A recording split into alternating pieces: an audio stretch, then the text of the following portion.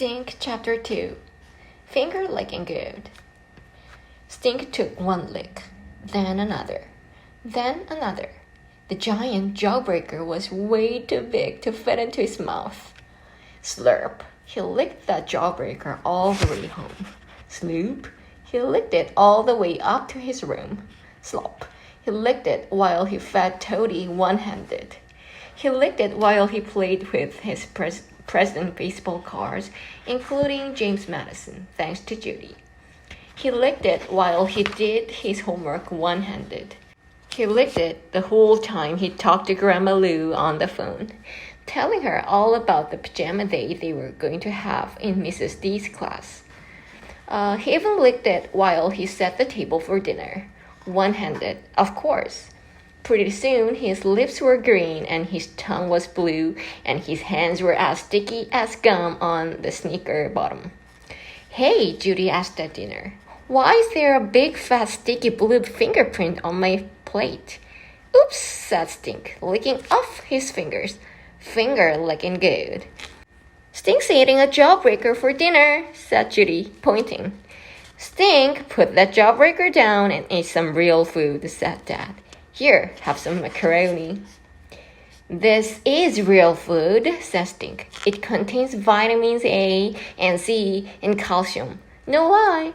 And dextrose, sucrose, fructose, and other stuff that makes you comatose, said Judy. It's not going to make me cum my toes, says Stink. And don't forget wax, said Judy. Macaroni, said Mom. You heard that. And green beans.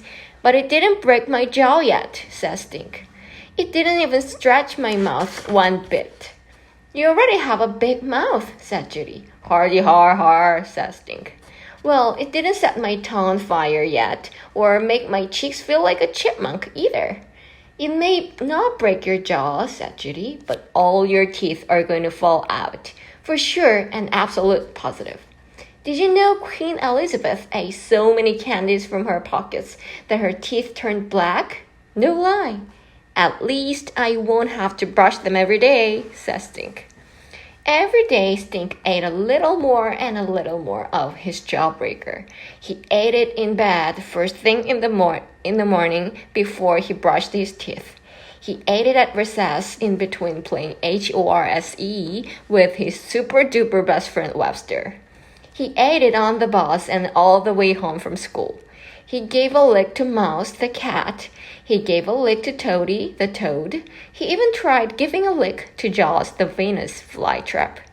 Stink's jawbreaker went from super-galatic to just plain galactic, from golf ball size to Super Bowl size.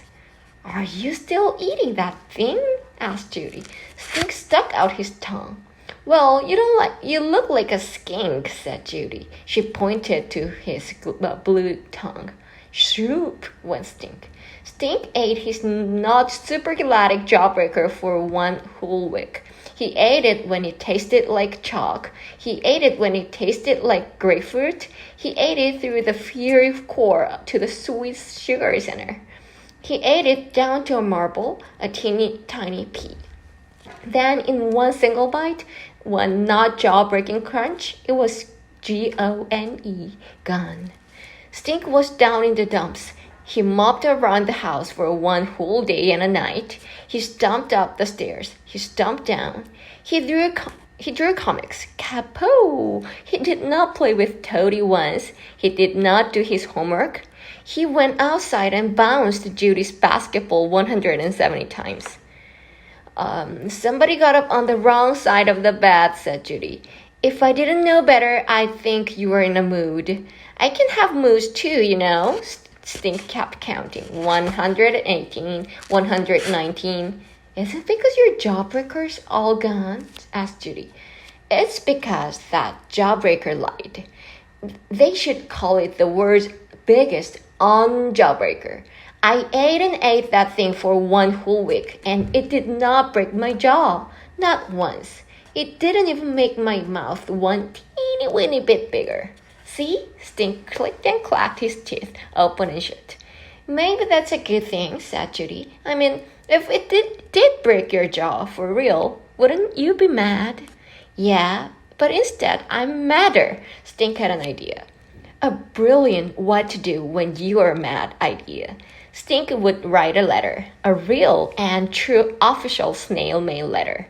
A letter with a greeting and a body and a closing, just the way Mrs. D taught them in their How to Write a Letter unit at school. Dear Mr. or Mrs. Jawbreaker, my name is Stink Moody. I got $5 for being short, and I spent it on a super-galatic jawbreaker and some not penny candy for my sister. There is a big problem with your jawbreaker. It did not, I repeat not, break my jaw. For your information, all it did was get me in trouble at the dinner table and make me look like a skink. In my opinion, you should change the name Jawbreaker to Super Not Galactic Mouth Crayon. Yours truly, Stink, the Skink Moody.